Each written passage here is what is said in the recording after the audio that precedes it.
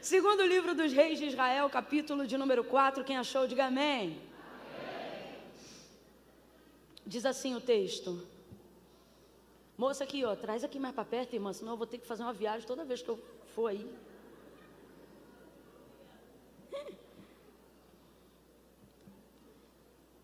A partir do verso 15 em diante.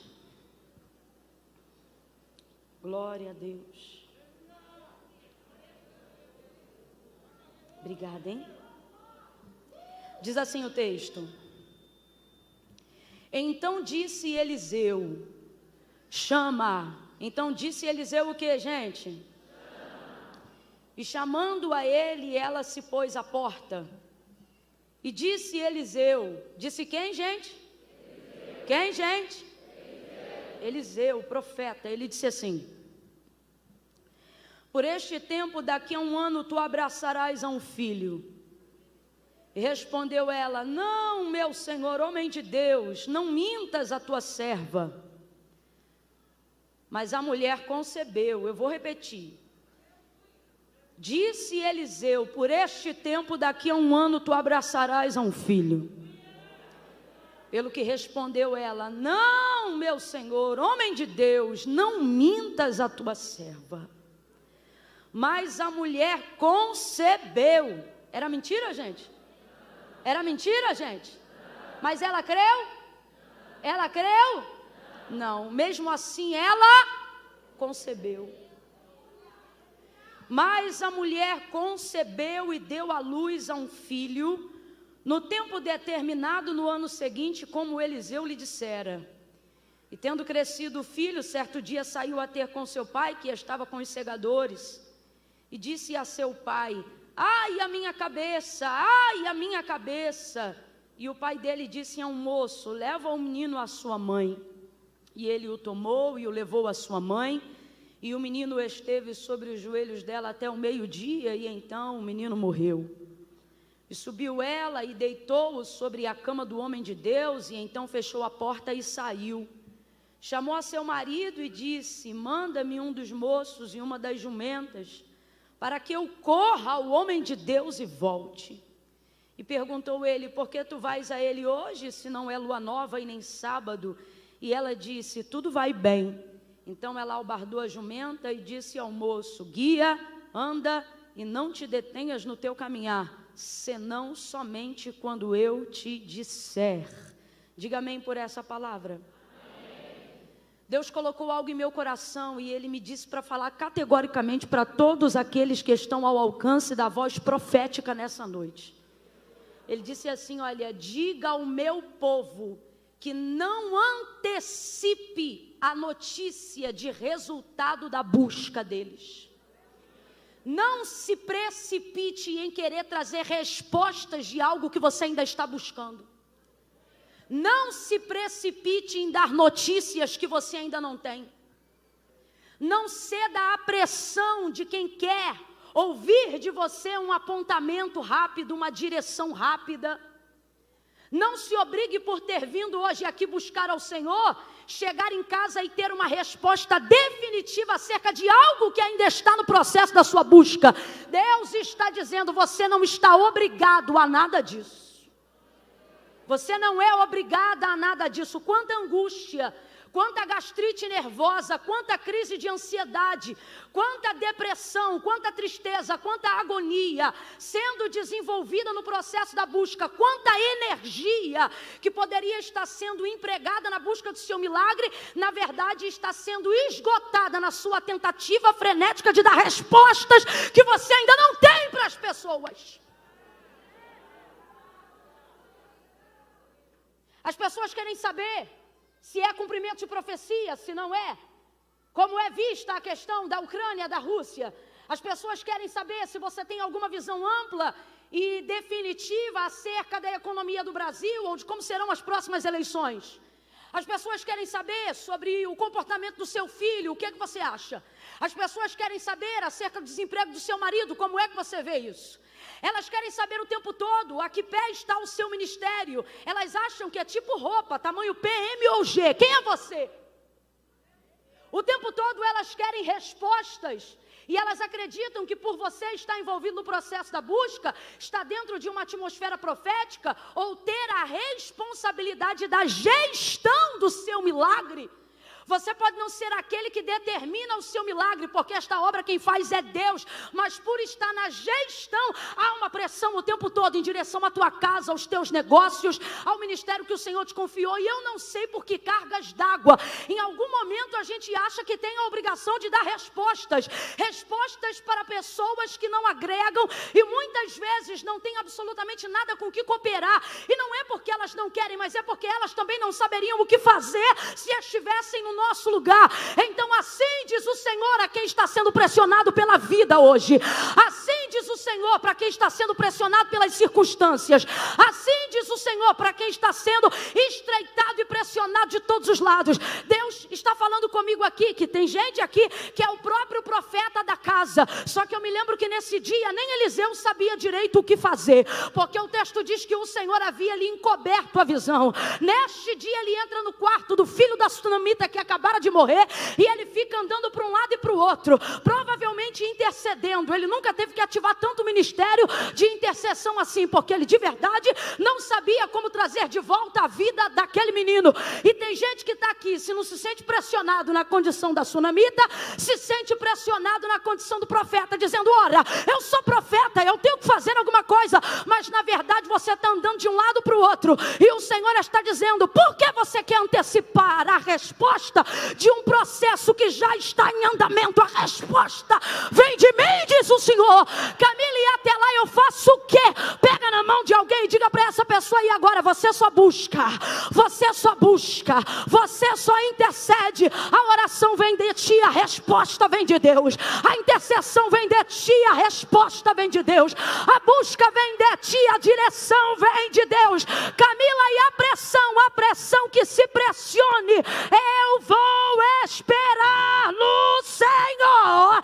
Eu vou gerar intimidade com o milagre que o meu Deus quer fazer.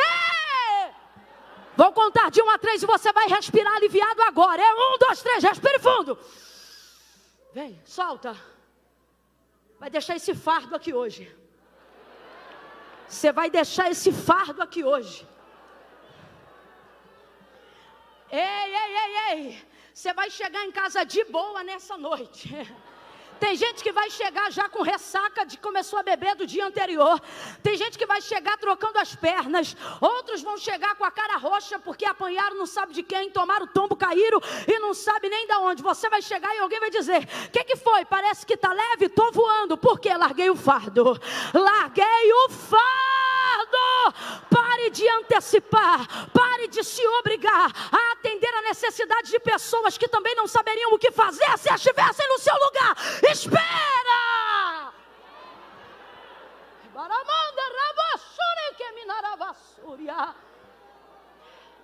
Por que eu estou dizendo isso? Só para você ficar incluído, né, dentro do contexto profético histórico do texto que a gente acabou de fazer menção. O texto trata sobre a sunamita, uma mulher que muito hospedeira, né, servia a sua comunidade local como uma boa israelita. E ela vai servir o profeta Eliseu. Quando ele passava por aquela região, geograficamente falando, provavelmente indo em direção ao Carmelo, para dar continuidade à busca que aprendeu com seu mentor Elias, né? A prática boa da oração, esse bom hábito. Acabou orando geograficamente no mesmo lugar. E aí, aquilo ali fazia parte do mapa da trajetória de Eliseu. O texto diz que ela via ele passando por lá. Um dia o constrangeu a comer pão. Pão aqui é termo genérico para refeição, não significa que ele entrava só para comer pão. E aí ele entra e começa a desenvolver uma comunhão, um relacionamento com aquela casa, com aquela família, com o marido dessa mulher, enfim, com tudo que acontece ali. Essa mulher fica impactada, não necessariamente com o ministério profético de Eliseu. Na verdade, ela nem se relaciona com o ministério profético de Eliseu. Mais para frente a gente vai entender que ela, na verdade, não se relaciona com o ministério profético dele, porque tem um trauma velado ali.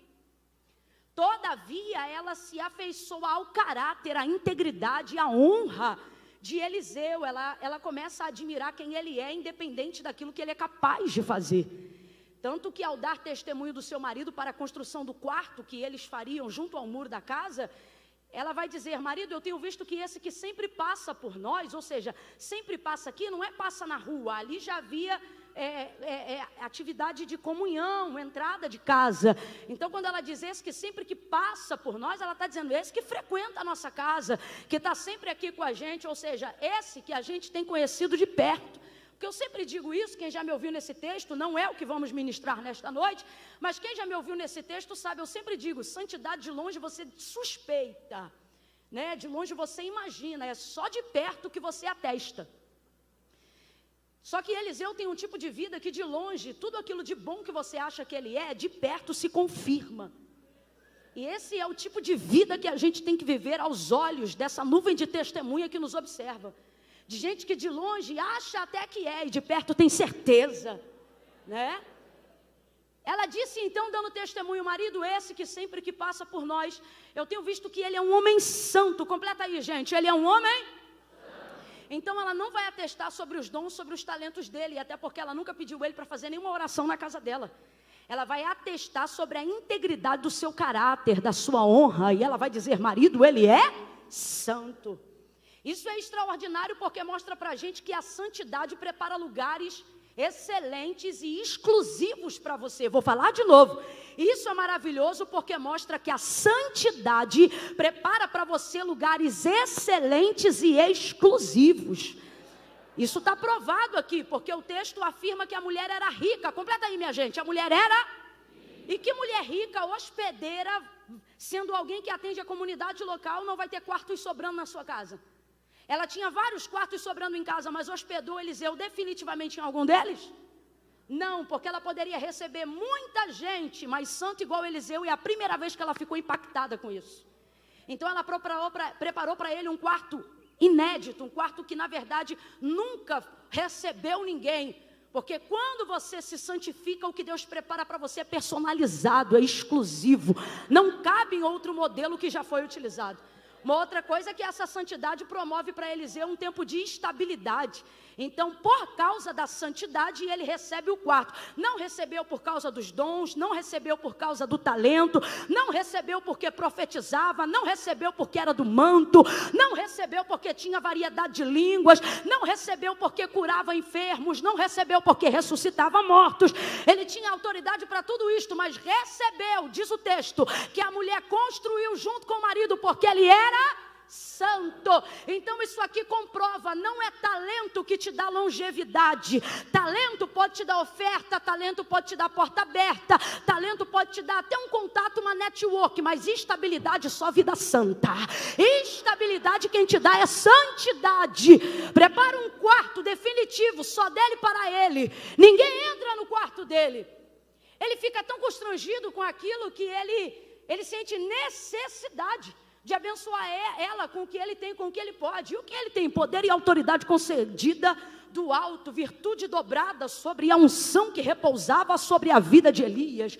Então ele diz assim, Geazi, vai lá nessa mulher e pergunta para ela se ela quer, se ela deseja que nós façamos algo por ela, se ela quer que eu fale com o rei, se tem alguma coisa que a gente pode fazer por ela. Geazi vai lá, pergunta, a mulher diz, olha, eu não preciso de nada, eu estou no meio do meu povo. Até porque você não pergunta para uma pessoa rica o que ela precisa. Essa mulher, quando hospedou Eliseu em sua casa, ela não perguntou o que ele precisava, o texto diz que ela o constrangeu. O que é o constrangeu? O impeliu. A semeadura dessa mulher na vida de Eliseu não é semeadura de oferecimento. Ela não esperou autorização para saber se podia abençoar. Eu tenho uma filosofia que eu carrego comigo, implantada pela minha avó materna. Ela dizia para a gente continuamente, quando alguém chegava em casa para poder, uma visita, né? Ela dizia, quem quer dar não oferece, entrega.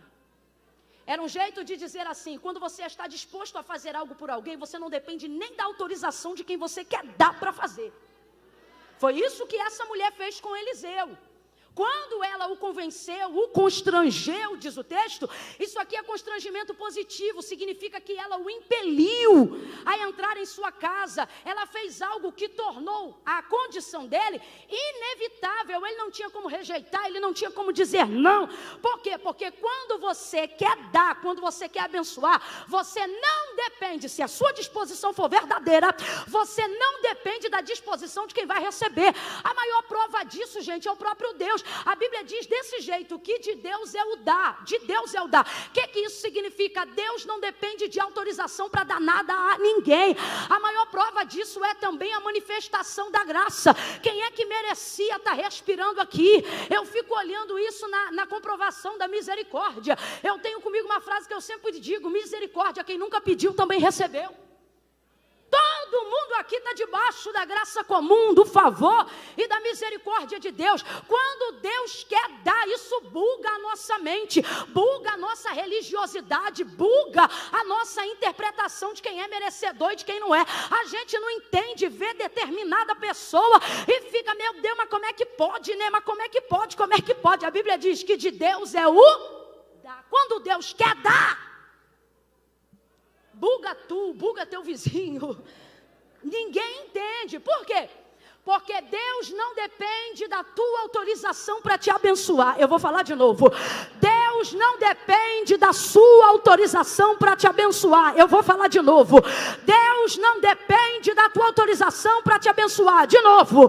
Deus não depende da tua autorização para te abençoar. Sabe por que a sua reação não é de explosão de glória? Porque você olha para um texto como esse e você fica assim, mas claro, essa mulher tem a vida coerente. Nem eu estou dizendo que não tem que ter, tem que ter. Deus não é leviano, Deus não é Deus de confusão. Só que a verdade é que muitas vezes o nosso reconhecimento de não merecimento das bênçãos de Deus é maior do que o nosso entendimento da graça de Deus em relação a nós. E aí o que isso provoca? Serviço desenfreado. A gente trabalha como ninguém, serve como ninguém, hospeda como ninguém, toca como ninguém, canta como ninguém, prega como ninguém, trabalha como ninguém, tira lixinho do banheiro como ninguém, serve na igreja como ninguém, vai fazer plantão como ninguém, cuida dos filhos como ninguém, da casa como ninguém, marido como ninguém. Mas na hora que alguém se coloca para abençoar, você diz, eu não quero, eu não preciso, e ainda pensa, é porque eu não mereço, porque eu sou humilde. Deus está dizendo, tem duas formas: eu posso quebrar teu orgulho te quebrando, ou eu posso quebrar teu orgulho te abençoando. E acerca de um servo que me serve, diz o Senhor, eu quebro o orgulho te abençoando. E quando eu quero te dar um dom, eu não peço a sua autorização. Quando eu quero te usar, eu não peço a sua autorização. Se eu escolher soprar teu nome sobre a terra, eu não preciso da tua autorização. Se eu quiser salvar teu marido, dar um banho de sangue, e você só ter feito 3 campanhas de oração, quando havia prometido 7, eu não dependo da tua autorização. Eu posso salvar teu filho antes da quimioterapia, no processo da quimioterapia, depois da quimioterapia, porque eu não preciso da tua autorização. Quando eu quero dar, se eu quiser te dar um CNPJ, eu te dou. Se eu quiser fazer de você um advogado, eu faço. Se eu quiser te dar um diploma em 3 anos ao invés de 4, eu faço. Eu sou o Senhor e fora de mim não há outro. Quando eu decido dar, quem pode rejeitar? Mas você, na sua filosofia de entendimento, de mérito, diz que quer ser abençoado, vem à igreja para ser abençoado, mas na maioria das vezes não sabe se comportar quando Deus quer te abençoar. Geazi sobe e diz assim, eu percebi que o marido dela é avançado em idade. Ela disse que não precisa de nada, mas eu vi que não tem filho na casa. Aí Eliseu vai dar para ela a colheita do que ela plantou. Porque você nunca vai colher uma colheita diferente do que você plantou. Não. Irmãos, a semeadura é opcional, sim ou não? Sim ou não? Mas a colheita é obrigatória.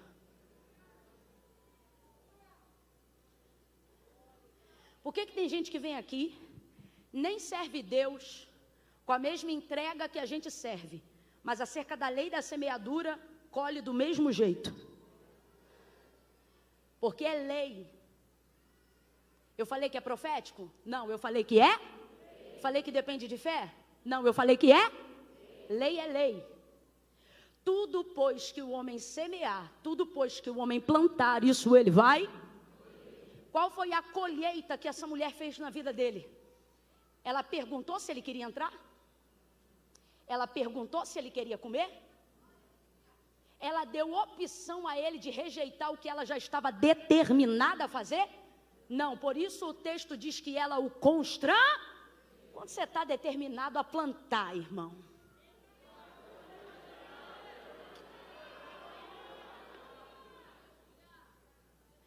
Quando você está determinado a fazer, não há absolutamente nada do que alguém planeje contra a sua semeadura que seja capaz de prosperar.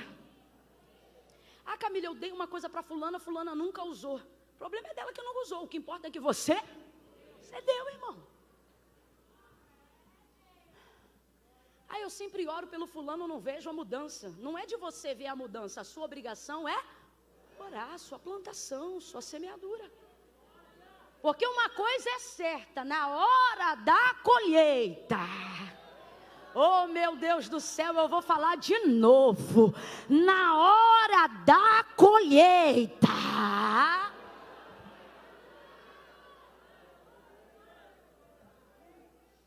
o retorno daquilo que você tem plantado, não com as suas mãos, mas com a intenção do seu coração, será inevitável. Por isso, Eliseu diz para Geazi, chama ela aqui, até porque ele já está constrangido de ser tão abençoado de tantas formas. Agora por fim a mulher montou um quarto, construiu e montou, mobilou, preparou tudo. Aí ele não aguenta, ele diz, chama ela aqui. Quando ele chama, ela para na porta. Quando ele para na porta, aí Deus agora vai usar todo o exercício profético de Eliseu. Ele vira em direção a ela e ele diz, neste tempo determinado, o que é isso? Ele deu prazo. Neste tempo determinado, tu conceberás. Ele perguntou se ela queria ter um filho? Ele perguntou se ela desejava ter um filho? É óbvio que dentro daquele contexto, levando em consideração tudo que circulava a vida daquela mulher naquela época, ela queria ter um filho, ela sofria por não ter um filho, mas infelizmente há um rastro aqui que não permite ela manifestar o desejo do seu coração, porque quando você está diante de alguém que você não crê que pode satisfazer o desejo do seu coração, você não entrega isso para essa pessoa, a fim de manter o relacionamento, a fim de manter a amizade, a fim de não estragar a conduta, não toca na ferida. Só que ele vai tocar, porque normalmente a maior área da ferida é também a área onde está o objeto do nosso desejo. Normalmente as coisas que você menos gosta de abordar, os assuntos que menos você gosta de falar, normalmente são as áreas que você foi ferido e as áreas que tem muito a ver com aquilo que Deus quer te usar para transformar. Por isso, pela boca você pode até dizer que não quer, que não precisa, mas Deus está vendo que normalmente dor e desejo estão no mesmo lugar. Olha Deus visitando o desejo aí. Olha Deus visitando o desejo aí.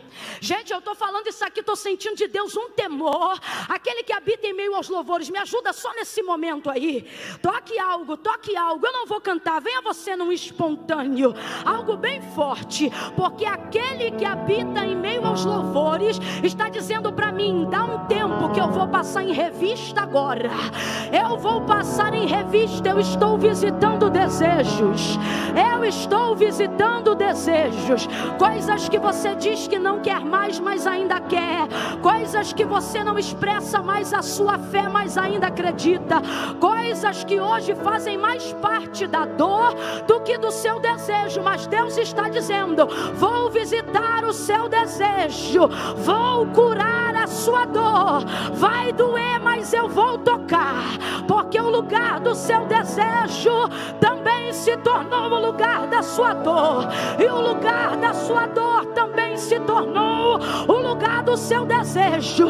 Mas eu vou resgatar o desejo e curar a tua dor. Eu vou visitar o teu desejo e curar o teu trauma.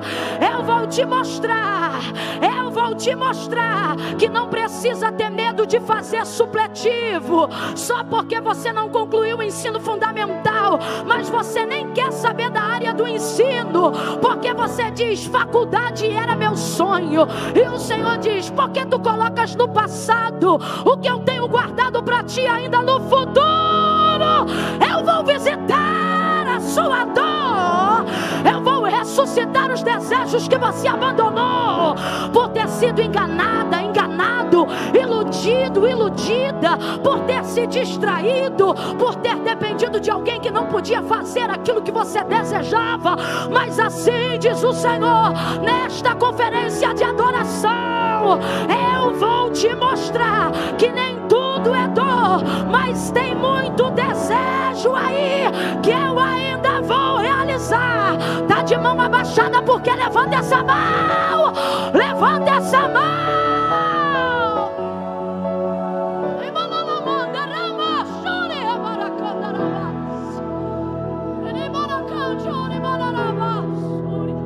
Você é um empreendedor, você é uma empreendedora,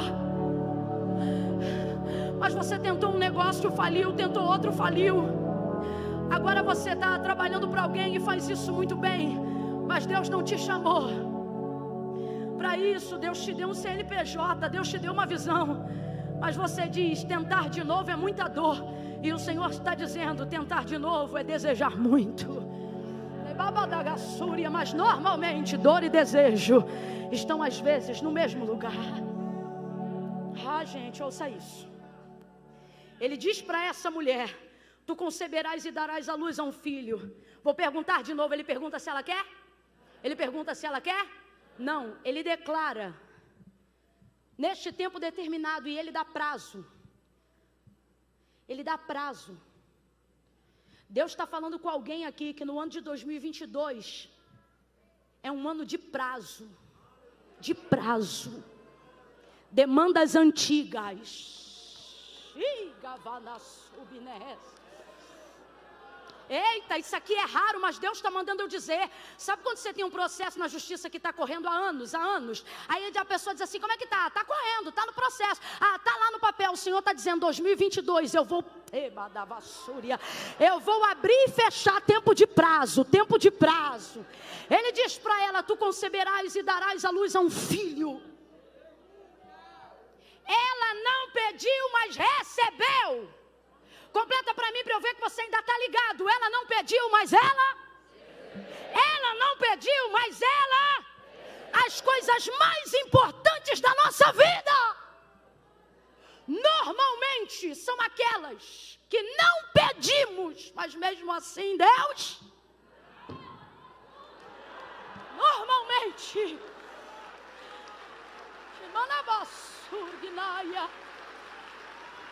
tem coisa que a gente deseja que é tão grande que a gente não tem coragem de pedir. Aí Deus vai lá e dá. Não pediu, mas recebeu. Só que veja isso. Ela não creu. Rapaz, é complicado dizer isso aqui. Mas a gente precisa falar a verdade do que está escrito no texto sagrado. A manifestação dela não foi de fé. Fala a verdade, foi de incredulidade. Qualquer outra pessoa que tem o seu desejo visitado, celebraria. Só que o problema é que normalmente o lugar do desejo que não se realiza, vira também o lugar da sua. Então ela não consegue celebrar. Ele está dando a melhor notícia da vida dela. Tu conceberás e darás à luz a um filho. Uma mulher que estivesse completamente sarada para viver um tempo novo da parte de Deus, para viver a realização de um sonho. Uma mulher que estivesse bem ao ouvir uma palavra como essa. Uma mulher não traumatizada, não ferida, não machucada. Machucada como? Ora, Salomão disse, a esperança que se adia faz adoecer o coração. Essa mulher é uma serva, mas está com o coração adoecido de tanto esperar por algo que não vem. Qualquer mulher que estivesse sarada ouvindo uma palavra profética dessa, diria glória, porque é assim que a gente reage diante de profecias cuja nossa expectativa ainda é alta, sim ou não? quando o teu sonho está de pé, quando o teu desejo está no auge da esperança, se Deus usa um profeta para ir de encontro, né? Para corroborar com aquilo que tu pensa, com aquilo que tu acredita, com aquilo que você já colocou diante de Deus, qual é a nossa manifestação? Júbilo, choro, pranto, quebrantamento, celebração, sim ou não? A gente volta para casa com gozo na alma, dizendo: Deus falou comigo, é verdade, vai acontecer. Só que isso foi lá em 2002. Fala para mim se de 2002 para 2022, se aquilo que você esperava não aconteceu, se a esperança continua sendo a mesma. Vamos falar, é real. Nem todo mundo tem espírito de Caleb não, gente. Até Caleb, vamos combinar que no dia que ele falou com Josué sobre a posse da terra que lhe era direito em Canaã, ele fala muito mais ligado à atribuição do direito do que necessariamente sobre a fé, porque ele já era um coroa, irmão. Você lembra dele dizendo: Josué, me dá o que é meu, porque como na força daqueles dias, parece que eu vejo ele, me dá o que é meu. Porque como, não tem como, irmão, você está achando o quê? Que é um bombadão que está pulando? Não é nada, é um cabra barbudo, cheio de cabelo branco na cabeça, dizendo: me dá o que é meu. Para os filhos, para os netos, para a descendência, porque o tempo, quando nós estamos suscetíveis ao tempo, o tempo faz um nível de lapidação do lado de fora, que dependendo do nível de blindagem que você buscou em Deus, se você não vigiar, Ele tem o poder de te amargurar terrivelmente do lado de dentro. Existem pessoas que, se nós fôssemos diagnosticar o adoecimento da sua alma, de maneira generalizada, não dizendo: foi a traição do fulano, foi abandono do ciclano, foi rejeição. Se a gente fosse generalizar um termo para dizer qual é o motivo da amargura de todas as almas que adoeceram no processo da expectativa, poderíamos usar um único agente, poderíamos dizer: foi o tempo. Sim ou não? Sim ou não? Então veja, essa mulher não vai celebrar. Não vai celebrar porque mostra que o tempo da expectativa ficou adoecido. Camila, como é que você sabe disso? É só você dar atenção para o texto que você vai perceber também. Olha a expressão de sua voz: não, meu Senhor.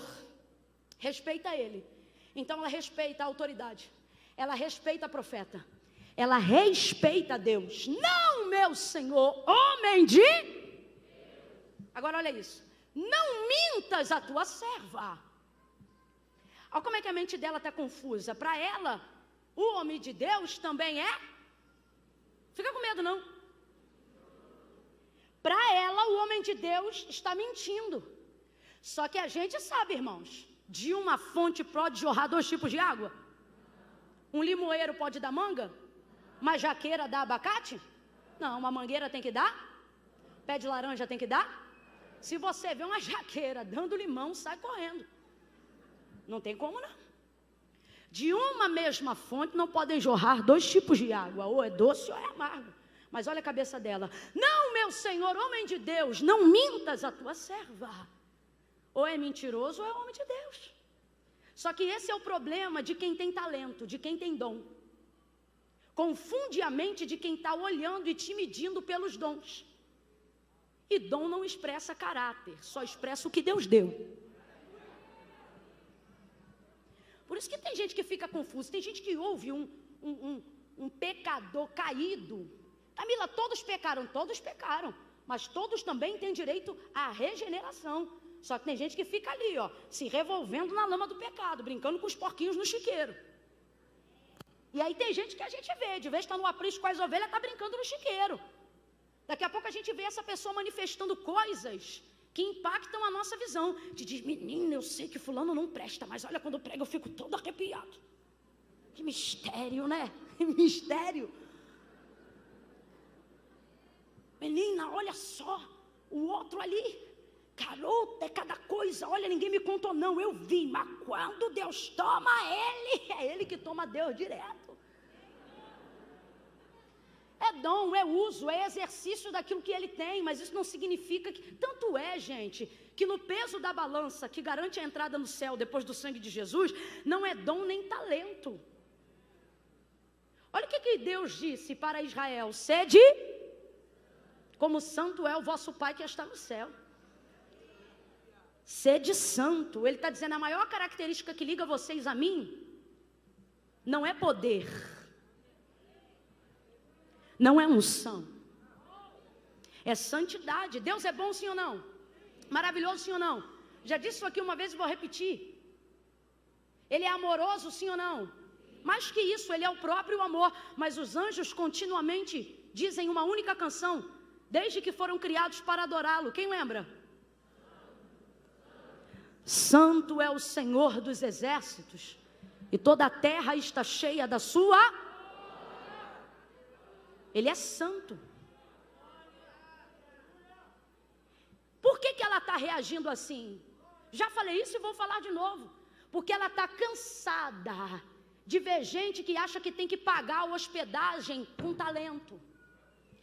Ela está cansada. Quem está entendendo aqui o que Deus está falando?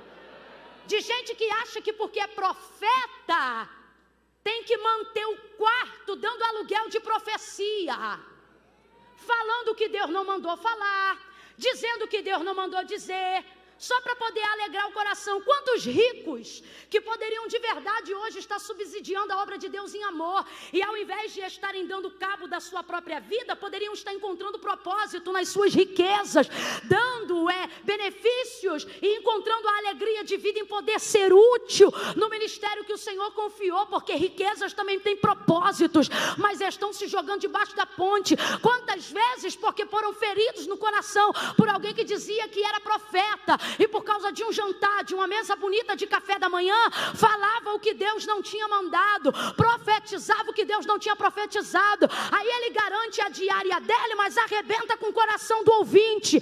Quantas vezes gente que acha que para poder pagar a bolsa que ganhou, o presente que recebeu, já que não tem ouro nem prata, dá aquilo que tem do próprio coração. Aí diz, conta 30 dias. A gente conta 30, conta 60, conta um ano, conta 2, não acontece nada. Aí o desgramado que se diz profeta continua por aí, ele tem que ficar por aí mesmo, igual o nômade, porque se ele tivesse igreja fixa, a gente batia na porta dele e perguntava. Se ele tivesse casa fixa, a gente procurava ele, porque eu sou do tempo que eu dirigia a consagração, e quando o profeta levantava para profetizar, a secretária anotava na ata a profecia. Ribanda, não brinca comigo não. Rema, xaravassúria. Zomba de mim, mas não zomba das coisas de Deus. Secretária anotava na ata, qual foi a profecia? Foi tal, pegou o nome, peguei, quem profetizou? Fulano, pra quem? Pra Beltrano, deixa aí. Quando cumpria, a gente dizia, ó, fulano aí, ó, deu testemunho de que é profeta. Por quê? Porque profetizou? Porque cumpriu. Não é porque profetizou, é porque a Bíblia diz, e Samuel foi confirmado por profeta do Senhor, desde Dan até Berseba, porque nenhuma de todas as palavras que a sua boca foi usada para dizer, o Senhor deixou cair em terra. Então Samuel foi confirmado por profeta do Senhor, porque profetizava? Não, porque tudo que ele falava, Deus chancelava, Deus cumpria, Deus realizava. É assim que se confirma um profeta. Aí eu não aguento, não é o ponto principal da mensagem, mas eu preciso falar. Um monte de coração adoecido, seja do lado de fora, seja do lado de dentro, porque colocou expectativa naquilo que alguém falou e não realizou, e no final a sua revolta é com Deus, como se Deus fosse capaz de mentir. Porventura não conheceis a palavra que diz, seja todavia o homem mentiroso, mas Deus verdadeiro. Deus não mente. Ah, Camila, mas Deus falou. Irmão, se Deus falou, vai cumprir. Não, mas tinha prazo, não cumpriu, então não foi Deus que falou, simples assim. Administra isso aí. Administra isso aí.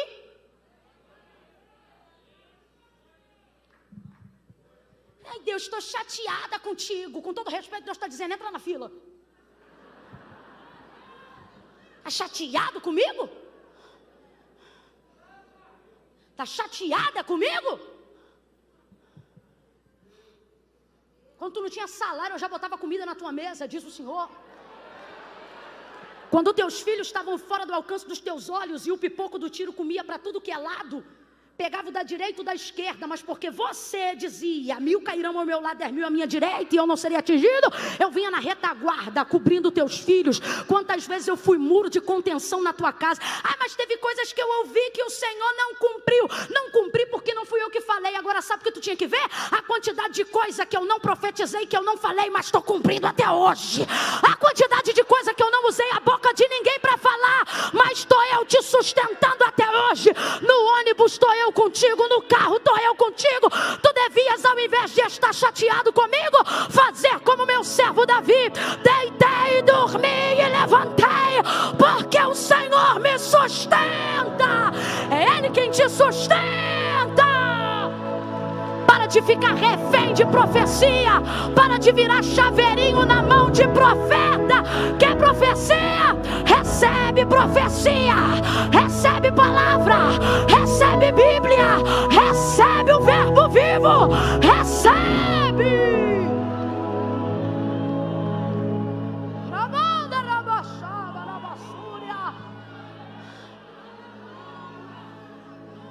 Eu confesso, o falso profeta me irrita muito. Ele é terrível, ele é um lobo. O falso, os mentirosos. Ela disse: não, meu senhor, homem de Deus, não mintas a tua serva. Aí eu já perguntei e pergunto de novo: pode um homem de Deus ser mentiroso? Mas pode um mentiroso dizer que é homem de Deus? Muitas vezes é o que acontece.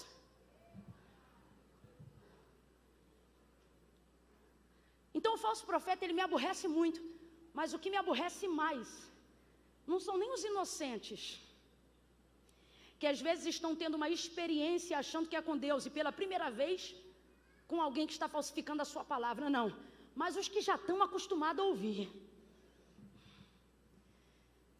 que vem para a igreja focado: hoje eu preciso de algo.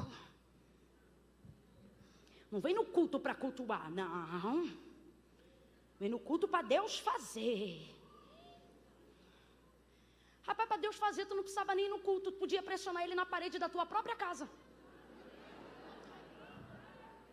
Se veio para botar Deus na parede, podia botar em qualquer uma.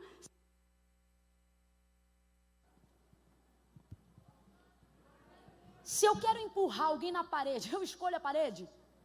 Parede que tiver, eu empurro. Eu não empurro não, tá, gente? É só um exemplo. Mas não, tem que ir para a igreja, por causa da atmosfera. Essa atmosfera coopera para a grandeza dele, para a sua pequenez. Quer um lugar próprio para você pressionar ele? Pressiona ele no teu campo e não no dele. E não vai acontecer nada. Mas não, vem para a igreja assim, porque é hoje. E aí já chega na igreja e escolhe o que tem cara de vaso. Camila, e vaso tem cara? Dizem que tem. Ele logo vê se tem. Gente, isso não quer dizer. Sabe o que isso aqui quer dizer? Que o cabelo está sujo, que não deu para fazer uma coisa, que a gente saiu com pressa. Mas eu vejo tanta mulher de Deus com coque, porque mulher de Deus é ocupada, meu filho. Mulher de Deus chega ali, arruma, bota aqui na frente e vai. É por isso que às vezes tem tanto coque. Ô Camila, vigia, hein? E as irmãs bonitonas? As irmãs bonitonas também são vasos e são ocupadas, só que elas administram melhor o tempo. A gente, vaso de antigamente, é mais esquecido, um pouco mais relaxado. Mas escute aí, brincadeiras à parte. Escolhe a cara do vaso e diz: é hoje. Aí fica naquela. Se fulano, com a roupa assim assado, tocar com a mão no meu ombro direito, aí fica aí, de vez de estar adorando a Deus, dizendo assim: se falar a palavra tal hoje na pregação,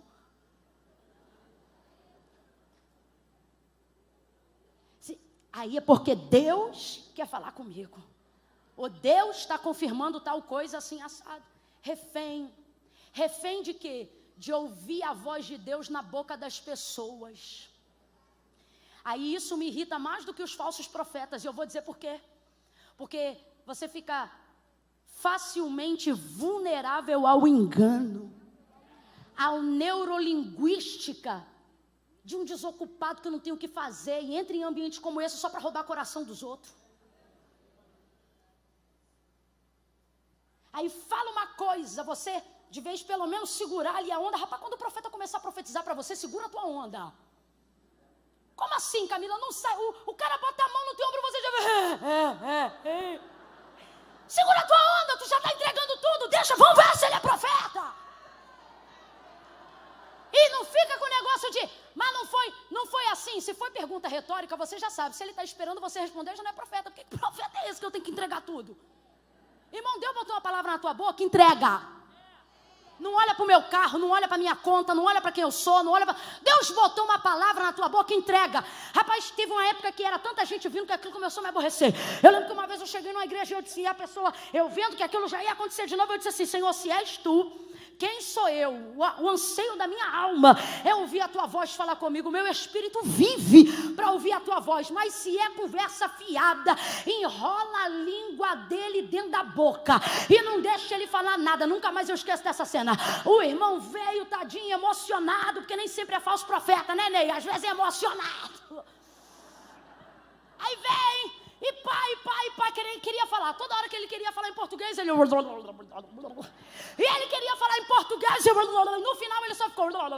E saiu. Eu falei, muito obrigado, Jesus. Porque eu não quero alma doente. Aí você diz assim, mas Camila, eu venho aqui para ouvir Deus, venho aqui para confirmar, venho aqui para adorar. Quer ouvir Deus? Entra na tua casa, fecha a porta do teu quarto, dobra o teu joelho, abre a Bíblia. Camila, eu não entendi, vai entender agora. Quem vive disponível para ouvir a voz de Deus na boca de todo mundo, nunca vai reconhecer quando o próprio Deus fala com ele. Mas Jesus disse, as minhas ovelhas conhecem o som da minha voz. Quando você vai para a rua, Deus vai confirmar o que já falou com você. Quando você vai ouvir da boca de alguém, Deus vai anunciar algo que já está no seu coração. Deus está dizendo, sabe por que tem gente muita gente enganada, entristecida? Porque está terceirizando algo que Jesus conquistou na cruz para você chegar direto. Camila, eu não entendi. Deus está dizendo para alguém, porque você está se contentando em ser sócio minoritário? Por que você está terceirizando seu relacionamento? Se você ouvisse minha voz em casa, tu não ficava refém na boca de ninguém na rua. Quem conhece a voz de Deus em casa não se engana. Mas tanta gente já passou pela casa dela, e nesse caso eu nem posso criticar, porque não é ela que vai para a casa dos outros, é os outros que se aproveitam da casa dela. Ela foi alvo, ela não fez alvo, ela foi alvo. Quando ele fala, ela não celebra. Quando ele fala, ela se entristece. Não, meu Senhor, homem de Deus, não mentas a tua serva. Só que não era mentira, era verdade. Mas diga aí para mim, a despeito do que ela pensou, ou de como ela recebeu a palavra, ela gerou ou não gerou? Bora, gente, gerou ou não gerou? Gerou. Concebeu e deu à luz a um filho. O menino nasceu, vamos lá. Ela pediu? Quem lembra? Vamos, ela pediu? Mas concebeu ou não concebeu? Responda para mim, ela está alegre, meio alegre ou muito feliz?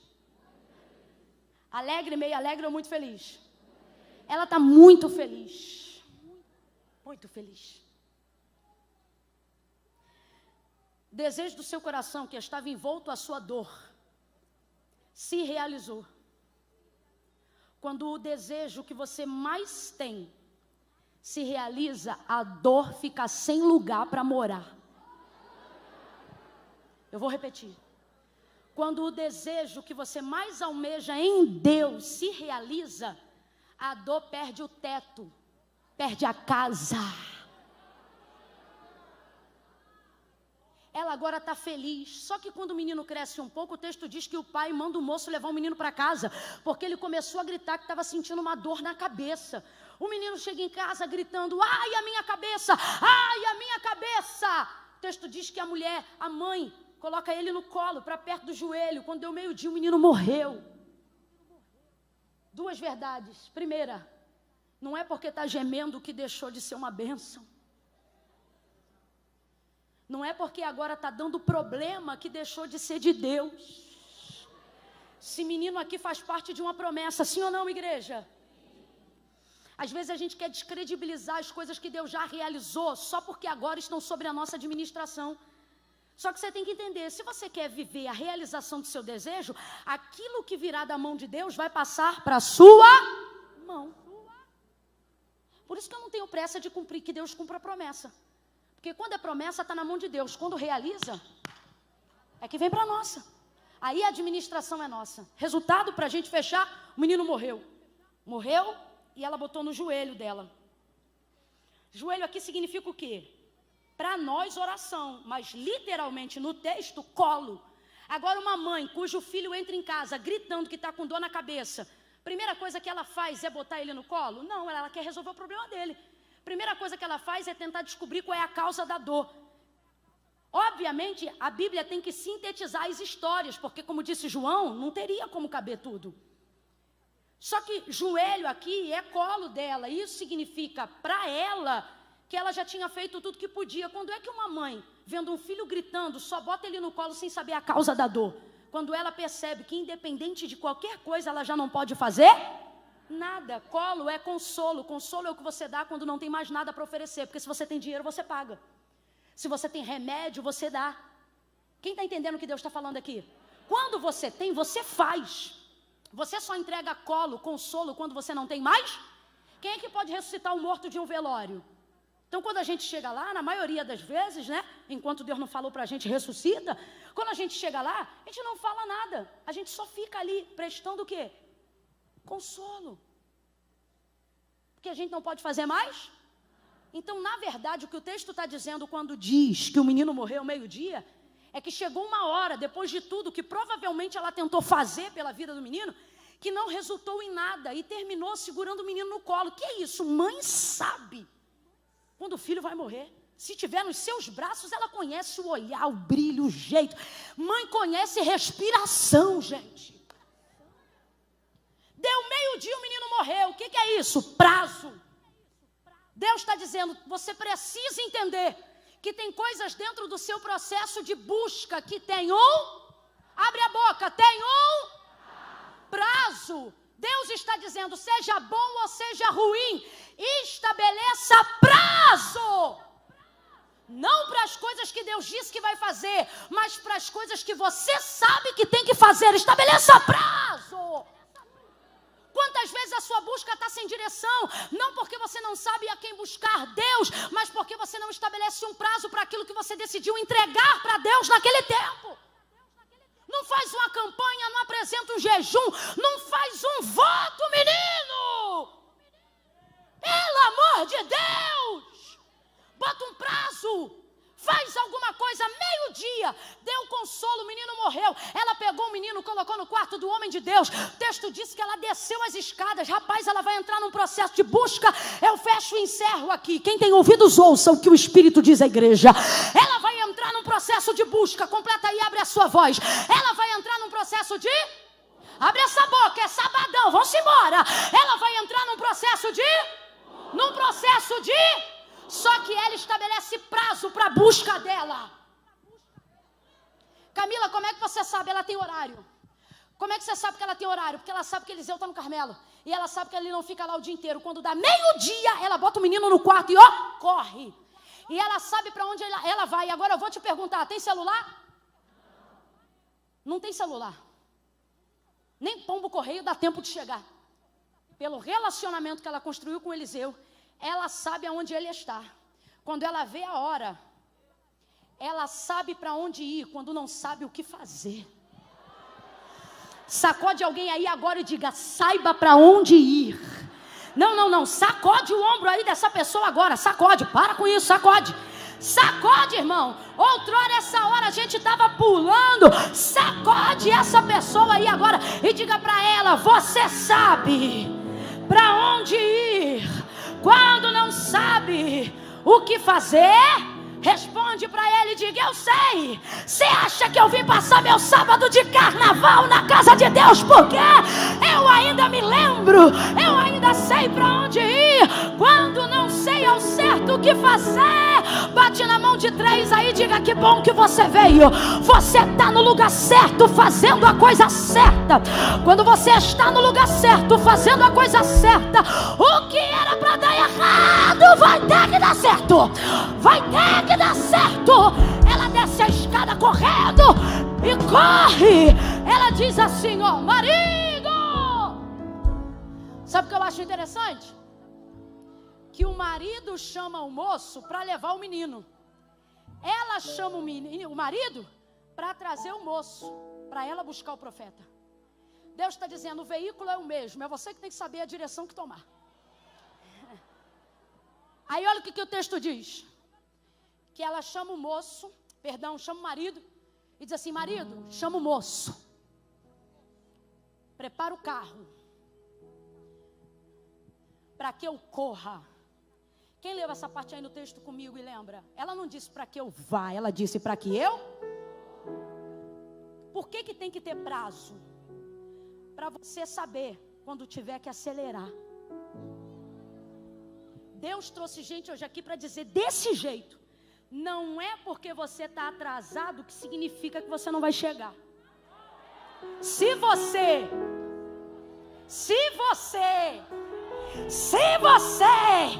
você vai pegar a porta da cura aberta, a porta da salvação aberta, a porta do milagre aberto. Acabe parece atrasado, mas Elias diz para ele, corre, porque é sinal de uma grande chuva. Ele vai na frente, Elias vai atrás. Se Elias está atrás, parece que também está atrasado, mas o texto diz que o Espírito do Senhor toma Elias, Andréia, e ele corre mais do que Acabe e os seus carros. Camila, eu não estou entendendo, vai entender. Neste sábado aqui, assim diz o Senhor, o meu Espírito vai se apoderar de ti, e você vai correr mais do que os carros e cavalos de Faraó, vai correr mais do que os carros e cavalos de Acabe.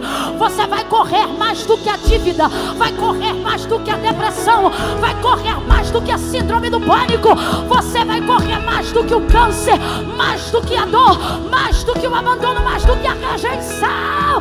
Você vai correr, ninguém vai te parar. Olha isso aqui, gente, olha isso aqui. Para que eu corra. Aí ela prepara, ela diz assim, ó, aparelha o carro. A jumenta é animal de força. Vamos embora lá, jumenta é animal de... Uma mulher rica tem cavalo, tem cavalo, como é que chama? Manga larga machador. Essa mulher, vamos para a região, essa mulher tem cavalos árabes. Sim ou não? Ô mano, ela é rica, sim ou não? Mas na hora de subir, ela quer quem? Você tem que entender o propósito. Aqui, ó. Quando Davi venceu Golias, o texto afirma que tudo que ele tinha na sua mão era apenas uma funda. Mas tentaram vestir a armadura de Saul nele, sim ou não? Quem lembra, sim ou não? E ele deu conta? Porque não é sobre ter o que os outros têm. Ouça isso. É sobre usar o que você tem habilidade. Você quer ver? Quem chegar mais rápido, não importa a distância percorrida. Alguém, presta atenção. Alguém que tem um carrão na mão, gasolina, chave, tudo pronto, mas nunca pegou um carro para dirigir. Ou alguém que está sentado no lombo de uma motocicleta. Quem vai chegar primeiro? Quem vai chegar primeiro? A motocicleta? Por quê? Até o outro. Se não for automático, então, até ele entender o tempo da marcha com a engrenagem. O da bicicleta já andou 1 quilômetro. O da moto já andou 1 quilômetro. Porque não é sobre ter o que alguém tem. É sobre saber usar o que eu tenho. A mulher vai pegar um instrumento de força, jumenta, porque ela sabia que Eliseu estava no Monte Carmelo. Manga larga machador é muito bom, mas é bom para marcha. Para aguentar peso, de subida, pega jumenta. Deus está dizendo para alguém hoje aqui, o que disse o autor da carta aos Hebreus: busque força da fraqueza, vambora. Corre para quê? É melhor você correr para pegar ajuda de fora do que alguém correr para botar o funeral do lado de dentro. É melhor você correr para pegar ajuda do alto do que alguém sair correndo para trazer ajuda da terra. Quando o marido pergunta, tá tudo bem? Ela diz, vai tudo bem. Agora eu te pergunto, filho morto dentro do quarto, tá tudo bem? Tá tudo bem? Só que o que ela está dizendo é, eu não posso antecipar uma notícia que eu ainda estou em processo de buscar. O problema é que você antecipa notícias quando ainda está no processo de busca. Aí alguém diz assim, é mentira. Não, não é mentira. Isso aqui é estratégia no contexto dela. Eu não vou dizer o que está acontecendo, porque enquanto ela sai para buscar o milagre, ele pode colocar qualquer pessoa lá dentro, no desespero de um pai.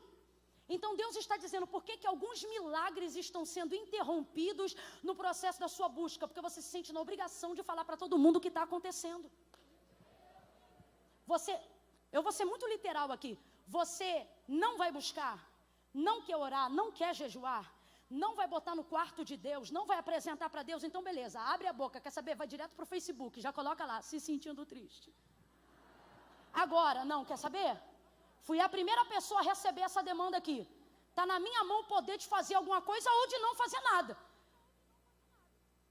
Já que eu tenho poder, vai fazer alguma coisa? Então segura. Não sai falando para os outros. Entra no processo de busca. Ela sobe e o texto diz que ela corre. Vai de encontro ao homem de Deus. Te pedir algum filho? Que a gente é assim, né? Ganhou, não pediu, mas gostou. Mas se der ruim, a gente diz, eu não pedi isso. Ele desce com ela, resumindo a história, vai para a casa dela. Anda de um lado para o outro, pensando, o que eu vou fazer? O que eu vou fazer? Nessa hora vai ver, o marido já sabe, não sei. Eu sei que agora está só Eliseu e o menino no quarto. E Eliseu está de um lado para o outro, dizendo, o que eu vou fazer? Aí presta atenção que eu vou terminar aqui. Mateus capítulo 15, verso 21. A mulher cananeia saiu das cercanias de Tiro e Sidom para buscar pela filha miseravelmente endemoniada diante de Jesus. Quem lembra do texto? Pouca gente, então eu vou contar. Quando ela chega diante de Jesus, ela diz assim, filho de Davi, tem misericórdia de mim, que minha filha está miseravelmente endemoniada. Jesus não respondia nada. Mas teve uma hora que ela andou, e quando ele parou, ela foi para diante dele, se curvou, adorou e disse assim, Senhor, socorre-me. Ela foi para frente dele, presta atenção, ela foi para frente dele. No verso 23 do capítulo 15, o texto diz que ela vem gritando atrás. No verso 25 diz, e ela chegou. Então, do lugar de quem estava atrás, por causa do processo de busca, o texto diz que ela foi parar na frente dele. Aí quando ela está ali prostrada, ela diz assim, Senhor, socorre-me. Aí Jesus vai falar para ela que não é bom pegar o pão dos filhos, deitar os cachorrinhos, mas resumindo a história, ele diz assim para ela, vá em paz.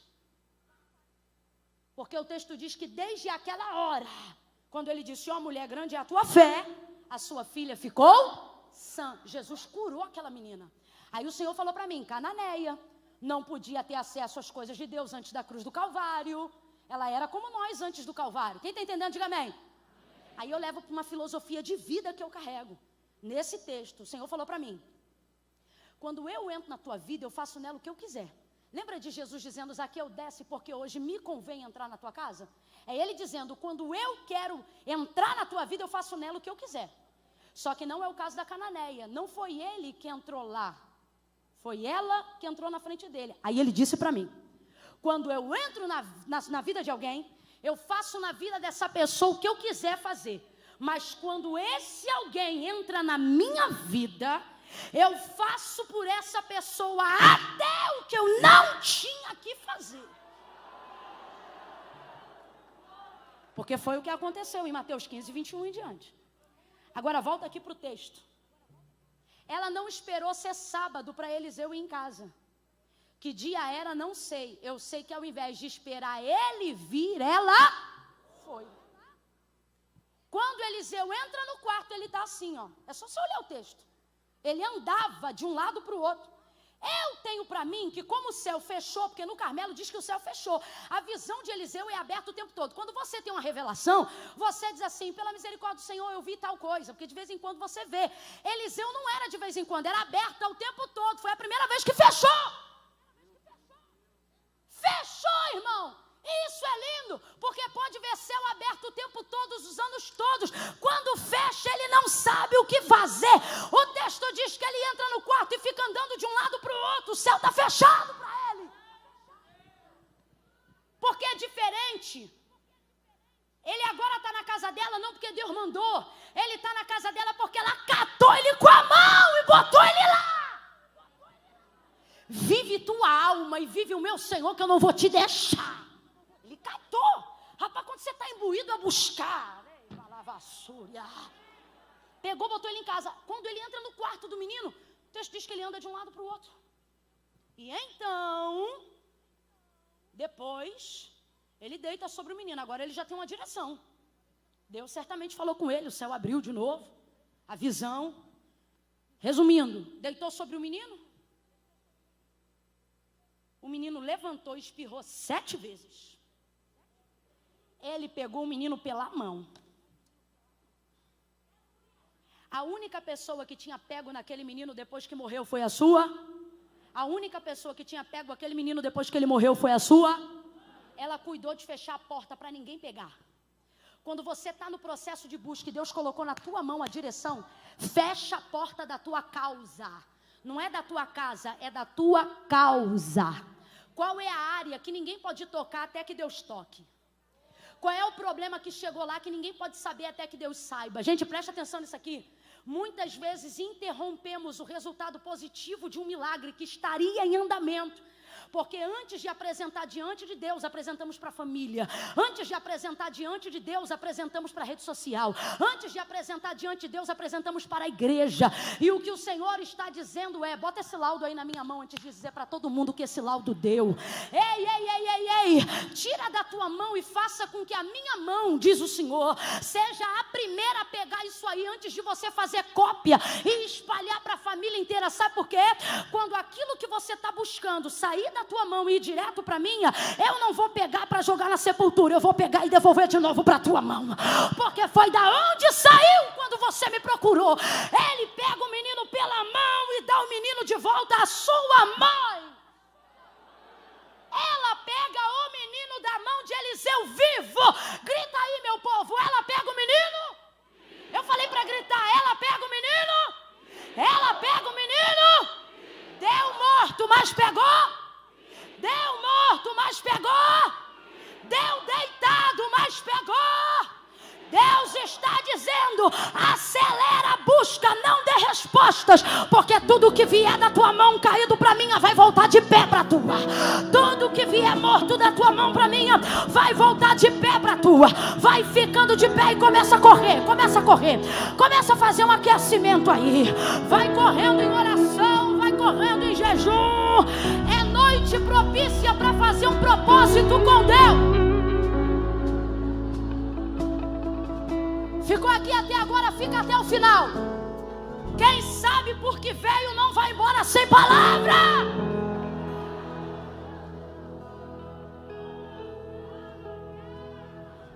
Fala o que ela falou para ele, para alguém. Diga assim, ó: vive a minha alma, que eu não vou sair daqui sem a minha vitória. Sem o que eu vim buscar. Gente, presta atenção nisso aqui. Se ela sai correndo pela rua, meu filho morreu, chorando,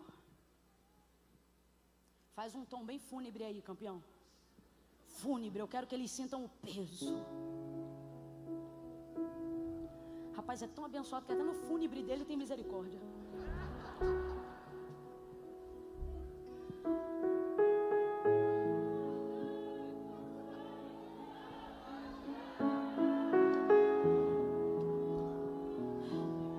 Eu queria uma coisa mais triste. Isso.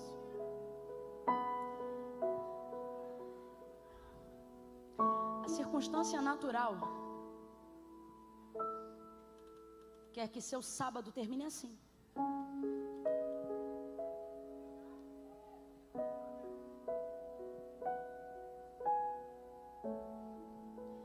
Quer que tu pegue tua bolsa, chave do teu carro, vá para tua casa e fique pensando: em tudo que você ainda não vai ter, em tudo que você ainda não viveu.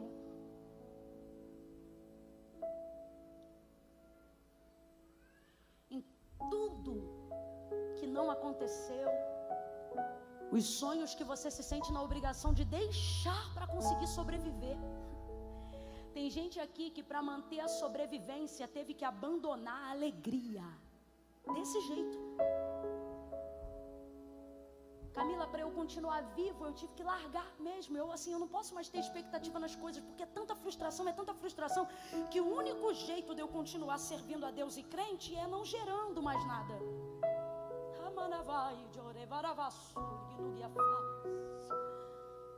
Você diz, sabe, eu não estou desviado, nem vou desviar, eu só não quero acreditar em mais nada além da minha salvação.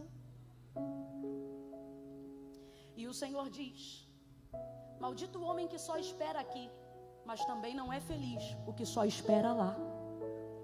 Por isso Davi disse: pereceria. Porque sem sonho, sem expectativa, você não vive, você perece.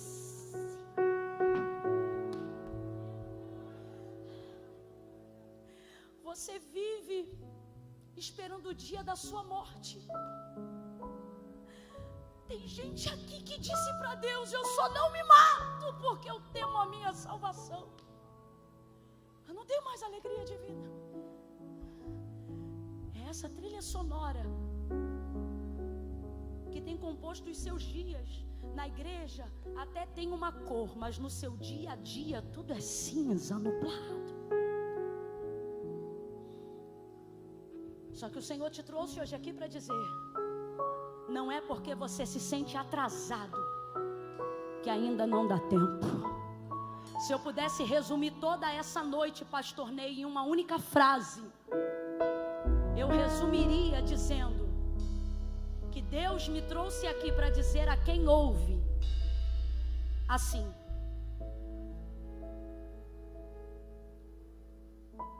corre, que ainda dá tempo.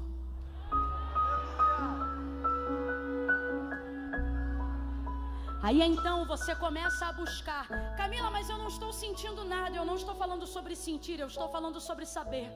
Porque fé não é sobre o que a gente sente, fé é sobre o que a gente sabe. Levante uma das suas mãos aos céus aí agora. Vamos começar a melhorar. Ainda não é júbilo não, mas começa a melhorar aí, meu tecladista. Porque no processo da busca, coisas que ainda não foram resolvidas já começam a ser administradas. E tem coisa na tua vida que só tá ruim porque você abandonou completamente. É tanta coisa para fazer, é tanta oração atrasada, é tanta dívida antiga, é tanto trauma do passado que você diz: eu não vou nem meter a mão, porque isso vai me cansar. E o Senhor está dizendo: é isso que está te destruindo. Começa a apresentar diante de mim isso hoje. Por quê? Porque a sensação de satisfação não vai ser só quando eu curar, não vai ser só quando eu ressuscitar. Quando você começar a buscar, já vai começar a melhorar. Quando você começar a buscar, já vai começar a melhorar. Quando você pegar teu carro e botar um louvor, quando você vir para este culto e sobre esta palavra fazer uma oração, faça isso agora. Faça isso agora. Deus, diante de ti nesta noite, coloca aí diante dele as suas tristezas, suas dores, suas amarguras. Não precisa falar palavra bonita, não precisa fingir que tem uma fé falsa. Seja verdadeiro e comece a dizer: Deus, eu vim porque eu sou fiel, mas eu não creio mais, eu não tenho mais a mesma fé que eu tive. Não minta, fale a verdade agora. Fale a verdade agora. Deus, eu não admito ficar depressivo, isso me entristece, mas se eu tiver que aceitar a dor para depois viver a cura, está diante de ti a minha depressão, o meu trauma, a minha tristeza. Eu quero colocar diante de ti o meu morto, aquilo que um dia eu acreditei, aquilo que um dia eu sonhei, mas hoje eu estou sofrendo. Oh Deus, como eu estou sofrendo. Oh Deus, eu já não vejo a mesma alegria dos meus dias. dias, eu já não vejo alegria nos anos futuros, mas eu não quero perecer, eu não quero perecer. Ressuscita meus sonhos, ressuscita minha carne, ressuscita meu filho, ressuscita meus projetos, ressuscita meu ministério, ressuscita o dom de profecia, o dom de maravilha, ressuscita a língua estranha, renova a variedade de línguas, ressuscita o fogo de quem já foi batizado no Espírito Santo. Recebe fogo, recebe vida.